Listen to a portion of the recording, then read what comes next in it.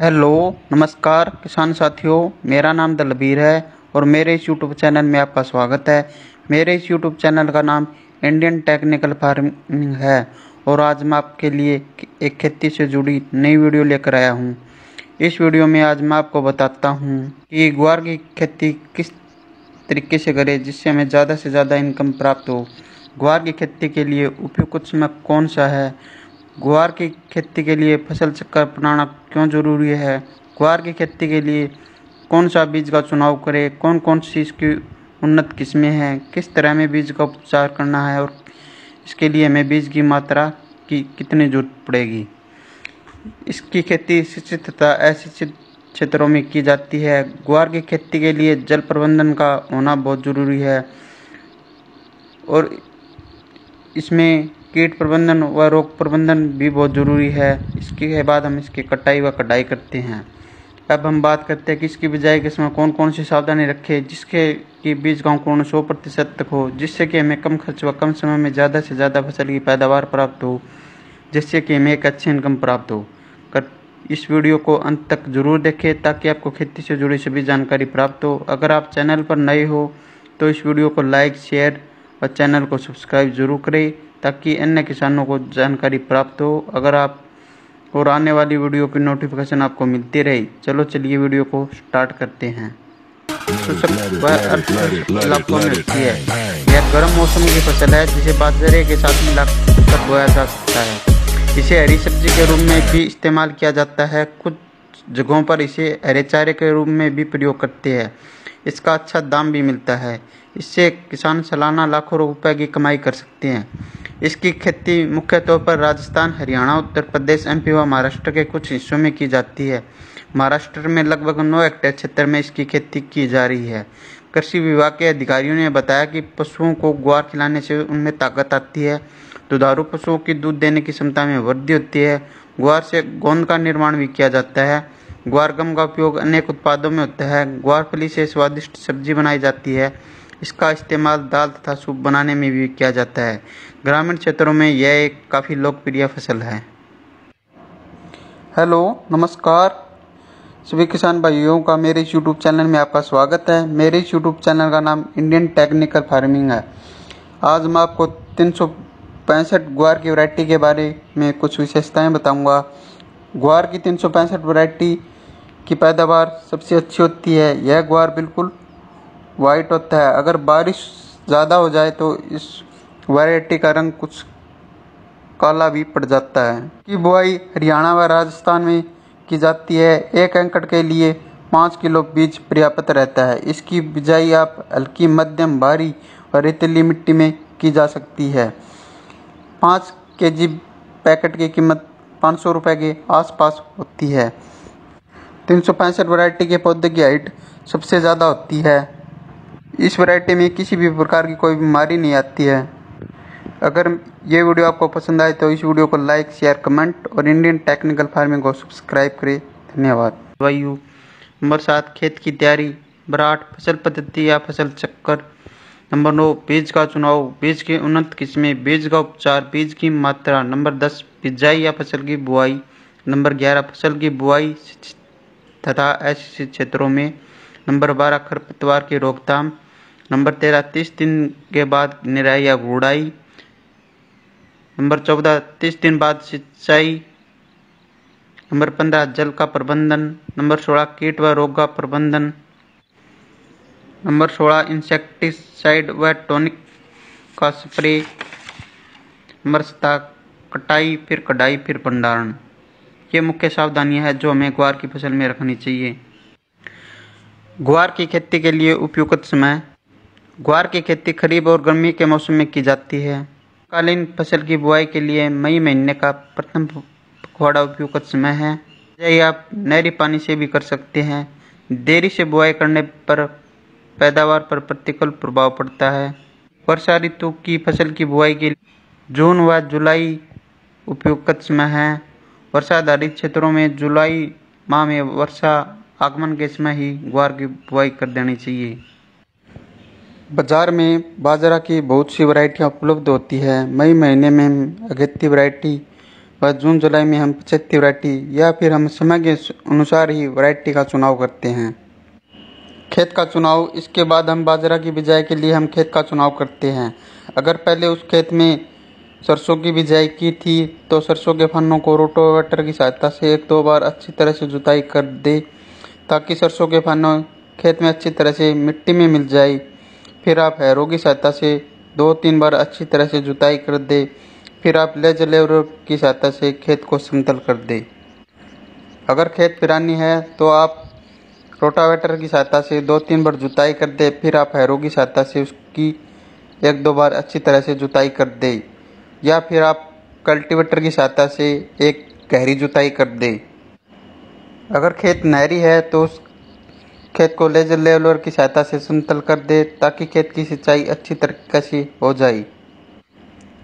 मिट्टी की जांच, सबसे पहले अपने खेत की मिट्टी की जांच करवा ले, जिससे हमें यह पता चल जाता है कि यह मिट्टी में कौन कौन से पोषक तत्वों की कमी है और खेत की मिट्टी किन किन फसलों के लिए उपयुक्त है और इस मिट्टी में कौन कौन सी फसलें उगाई जा सकती है, जैसे गेहूँ, चना, अरहर, सरसों, राया, बरसीन, गन्ना, आलू, मक्का, बाजरा, कपास।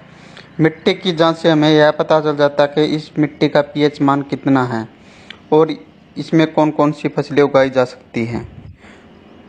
पानी की जांच, अगर आप फसल की बिजाई के लिए नहरी पानी का इस्तेमाल करते हैं तो यह सभी प्रकार की फसलों के लिए अच्छा है और इसमें बीज का अंकुरण 100% हो जाता है।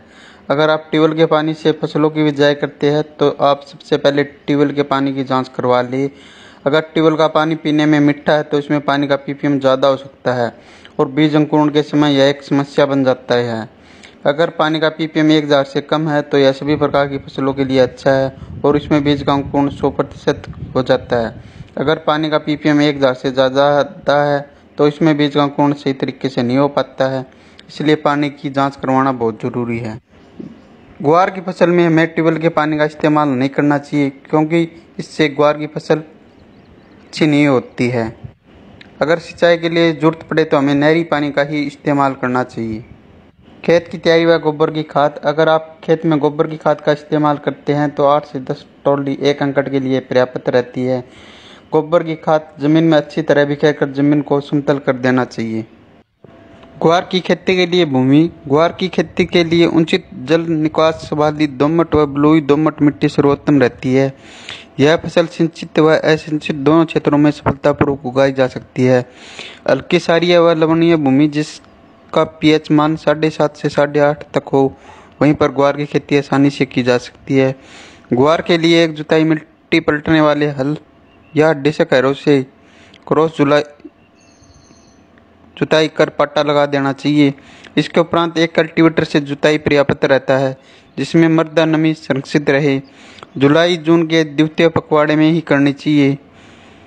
इस प्रकार तैयार खेत में खरपतवार कम पनपते हैं। ग्वार फसल के लिए जलवायु, ग्वार एक सूखा सहन करने वाली व गर्म जलवायु की फसल है। यह उन क्षेत्रों में आसानी से उगाया जा सकती है जहाँ पर औसत वार्षिक वर्षा 30 से 40 सेंटीमीटर तक होती हो। बीजों के अंकुरण व जड़ों के विकास के लिए 25 से 300 सेंटीमीटर के नीचे तापमान उपयुक्त होता है। ग्वार एक प्रकाश संवेदनशील फसल है, अतः इस फसल में फूल व फलियों का निर्माण केवल खरीफ के मौसम में ही होता है। अत्यधिक बारिश, बरसात व ठंड को यह सहन नहीं कर पाती है। जिन क्षेत्रों में अत्यधिक गर्मी पड़ती है परंतु सिंचाई की सुविधा उपलब्ध है, वहाँ पर ग्वार की खेती से भरपूर पैदावार ली जा सकती है। शुष्क और अशुष्क दोनों दशाओं में इसकी खेती आसानी से की जा सकती है। ग्वार एक उष्ण कटिबंधीय फसल है जो 18 से 30 डिग्री सेल्सियस के औसत तापमान पर पकती है। खरीफ की गर्म और आर्द्र जलवायु के कारण पेड़ों की वृद्धि बहुत अच्छी होती है। सर्दी के मौसम में इन फसलों की खेती लाभदायक नहीं होती है। यह फसल सभी प्रकार की मिट्टी में उगाई जा सकती है। अच्छे जल निकास वाली मध्यम से भारी मिट्टी में फसल अच्छी तरह से बढ़ती है। यदि मिट्टी की सतह, फसल पद्धति या फसल चक्र को क्रॉप रोटेशन के नाम से भी जाना जाता है। किसी निश्चित भूमि में निश्चित समय वाली फसलों को लगातार अदल बदल कर बोना ही फसल चक्र कहलाता है। फसल चक्र का मुख्य उद्देश्य है किसी भी तरह के पौधे के लिए भूमि में मौजूद पोषक तत्वों के सदुपयोग से भूमि की भौतिक और जैविक परिस्थिति में संतुलन बनाए रखना होता है। लगातार फसल चक्र अपनाने से किसान भाई को फसल में आने वाली कई तरह की परेशानियों से छुटकारा मिलता है। फसल चक्र का इस्तेमाल कर किसान भाई अपनी भूमि से लगातार अच्छी फसल ले सकते हैं और इसके अपनाने से खेत की उर्वरकता भी बनी रहती है। जबकि एक ही फसल को लगातार उगाने से किसान भाइयों को फसल की कम उपज मिलती है और एक ही फसल को खेत में लगातार लगाने से मिट्टी में बीज जनित और मृदा जनित रोग भी बढ़ जाते हैं, जिसके कारण भूमि में विषैले गुण आ जाते हैं। भूमि के अंदर विषैले गुण उत्पन्न हो जाने पर भूमि में पाई जाने वाली छोटे उपयोगी मित्र कीट नष्ट हो जाते हैं और भूमि धीरे धीरे बंजर रूप धारण करने लगती है। फसल चक्र के फायदे। फसल चक्र के अपनाने से भूमि की उर्वरक शक्ति बनी रहती है। फसल चक्र के अपनाने से भूमि में अम्लीय और क्षारीय गुण, पोषक तत्व और जैविक पदार्थों की मात्रा संतुलित रहती है। फसल चक्र के अपनाने से फसल में कई तरह के कीट और बीज जनित रोग नहीं लगते हैं। इसके अपनाने से फसलों में पैदावार अधिक मात्रा में प्राप्त होती है, जिसकी गुणवत्ता भी अच्छी पाई जाती है।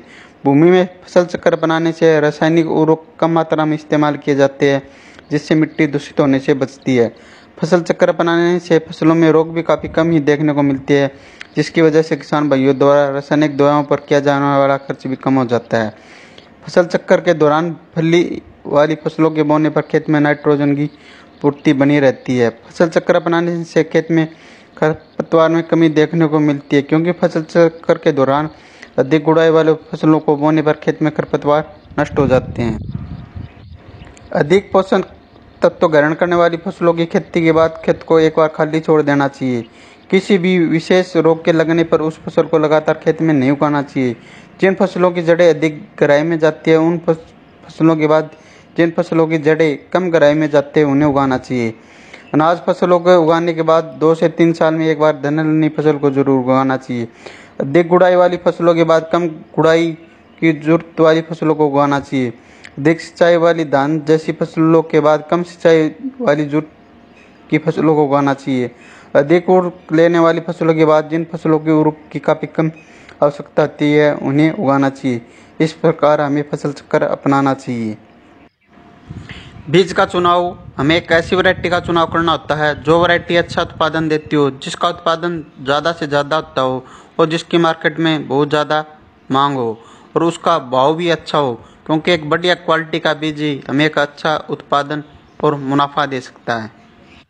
बीज की उन्नत किस्में। ग्वार की उन्नत किस्में। बाजार में ग्वार की कई उन्नत किस्में देखने को मिल जाती है, जिन्हें चारे, दाने और हरी फलियों के आधार पर 3 भागों में बांटा गया है। उन्नत किस्में इस प्रकार है। दानों के लिए उन्नत किस्में अज्जी 365, अज्जी 563, 220। हरी फलियों तो उन्नत किस्में IC 1318, M83, पूसा मौसमी। हरे चारे के लिए उन्नत किस्में ये मुख्यतः हरे चारे के लिए उपयोग की जाती है। बुंदेल ग्वार 3, ग्वार क्रांति, बुंदेल ग्वार 2, गोरा 80, बुंदेल ग्वार 1। अगर आप पैदावार के लिए उपयोग करते हो तो दाने वाली उन्नत किस्मों का ही चुनाव करना चाहिए। अगर आप हरे चारे के लिए उपयोग करते हो तो हरे चारे वाली उन्नत किस्मों का उपयोग। ग्वार के बीजों की मात्रा व बीज उपचार। यदि आप ग्वार की फसल दानों और हरी फलियों के लिए करना चाहते हैं तो 1 एकड़ के लिए दाने की फसल के लिए 5 से 6 किलो बीज पर्याप्त रहता है और हरी खाद फसल में 15 से 16 किलो प्रति एकड़ बीज की जरूरत होती है। इसके अलावा आप हरे चारे के लिए फसल का उपयोग करना चाहते हैं तो 16 से 17 किलो बीज प्रति एकड़ की जरूरत होती है। इन बीजों को खेत में लगाने से पहले उन्हें कैप्टन या बावस्टिन की उचित मात्रा में उपचारित कर लिए, ताकि बीजों को आरंभ में फफूंद या फंगस जैसे रोग न लगे। पौधे में जड़ों के अधिक मात्रा में गांठ पैदा करने के लिए जीवाणु रोधक राइजोबियम उर्वरक से उपचारित कर लेना चाहिए। 1 हेक्टेयर के खेत में 200 ग्राम की मात्रा वाली 2 पैकेट वाली जीवाणु रोधक की जरूरत होती है। सबसे पहले हम FIR यानी सबसे पहले हम फंगिसाइड से बीज को उपचारित करते हैं, फिर इंसेक्टिसाइड से बीज को उपचारित करते हैं, फिर राइजोबियम कल्चर से हम उपचारित करते हैं। फंगिसाइड को उपचार करने का मुख्य उद्देश्य फंगस की बीमारियों की रोकथाम के लिए किया जाता है और इंसेक्टिसाइड दवाओं से उपचारित करने का मुख्य उद्देश्य दीमक जैसी रोकथाम के लिए किया जाता है और राइजोबियम कल्चर का उपयोग खेत में जीवाणुओं की संख्या बढ़ाने के लिए उपयोग किया जाता है, जिससे खेत में जीवाणुओं की संख्या बढ़ जाए, जिससे कि एक अच्छी फसल प्राप्त हो। ग्वार फसल में खाद एवं उर्वरक। ग्वार दलहनी फसल होने के कारण नाइट्रोजन की कुछ आपूर्ति वातावरण की नाइट्रोजन को जड़ों में उपस्थित पांट द्वारा एकत्रित की ली जाती है, लेकिन फसल की प्रारंभिक अवस्था में पोषक तत्वों की पूर्ति के लिए 20 किलो नाइट्रोजन व 40 किलो फास्फोरस प्रति हेक्टेयर पर्याप्त रहता है। संपूर्ण नाइट्रोजन और फास्फोरस की मात्रा बुआई के समय खेत में डाल देनी चाहिए। इसके अतिरिक्त ग्वार की बिजाई को बुआई से पहले राइजोबियम कल्चर की 600 ग्राम मात्रा को 1 लीटर पानी व 250 ग्राम गुड़ के घोल में 15 किलोग्राम बीज को उपचारित कर छाया में सुखाकर बोना लाभदायक रहता है। खेत की तैयारी के समय 5 टन गोबर या कंपोस्ट खाद या 2-3 वर्ष में एक बार अवश्य प्रयोग से पहले मिट्टी की जांच करवा लेनी चाहिए।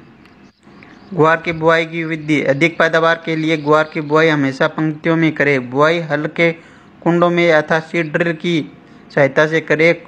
कूड़ों में पौधों की जड़ों के पास वर्षा जल से भी अधिक संग्रहित होता है, जिससे पैदावार अधिक मिलती है और फसल की देखभाल करने में भी आसानी रहती है। ग्वार की बुआई पंक्ति से पंक्ति की दूरी 45 से 50 सेंटीमीटर तथा पौधे से पौधे की दूरी 10 से 15 सेंटीमीटर करनी चाहिए। गहराई 4 से 5 सेंटीमीटर पर करनी चाहिए। बुआई के समय भूमि में पर्याप्त मात्रा में नमी होनी चाहिए, जिससे बीज का जमाव शीघ्र व पर्याप्त मात्रा में हो सके। अगर आपने नहरी क्षेत्र में बिजाई की है तो आप इसकी मेड बना दें।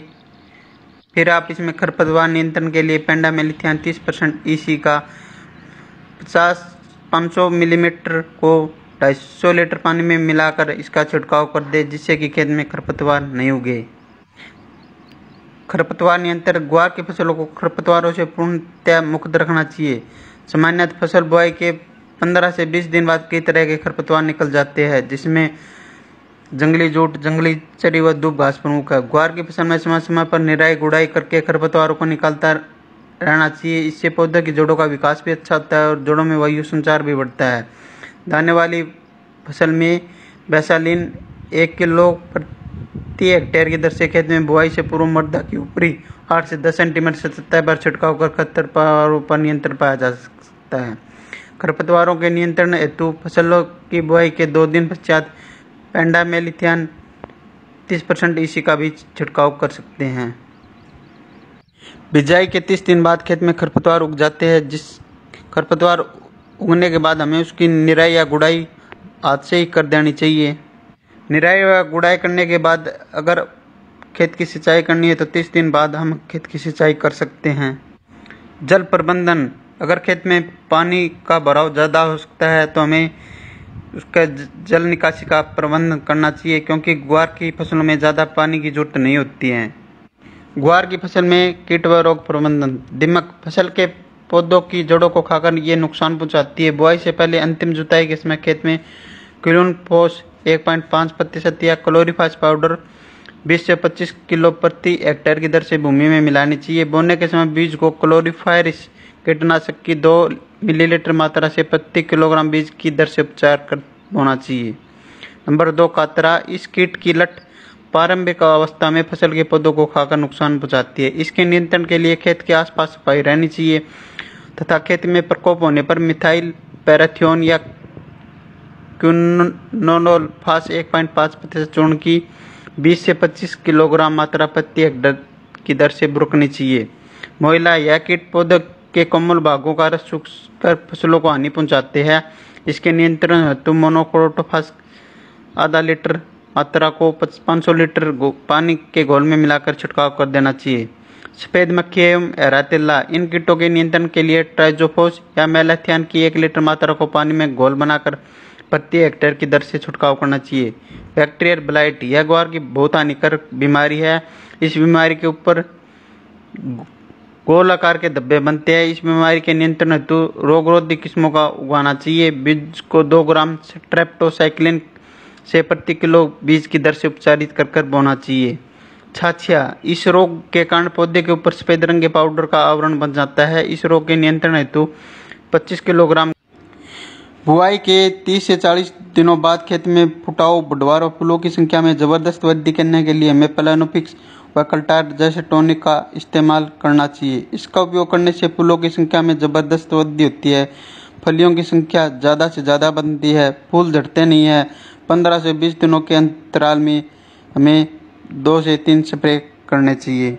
चिप्पा व हरा तिल्ला की रोकथाम के लिए हम मोनोक्रोटोफास या इमिडाक्लोप्रिड या टाटा का असाटाप जैसी दवाइयों का छिड़काव करना चाहिए। अन्य कीट व रोग की रोकथाम के लिए आप अपने नज़दीकी डॉक्टर से भी संपर्क कर सकते हैं। इसके बाद जैसे ही पैदावार या फसल की कटाई शुरू हो, इसके बाद हमें इस फसल की कटाई कर लेनी चाहिए। इसके बाद हम इसकी धूप में सुखा लेना चाहिए। इसके बाद हमें इसकी कढ़ाई कर लेनी चाहिए। कढ़ाई करने के बाद हमें इस फसल का भंडारण कर देना चाहिए। अगर आपको ये मेरी वीडियो पसंद आए तो इस वीडियो को ज़्यादा से ज़्यादा लाइक, शेयर व इंडियन टेक्निकल फार्मिंग को सब्सक्राइब करें। धन्यवाद।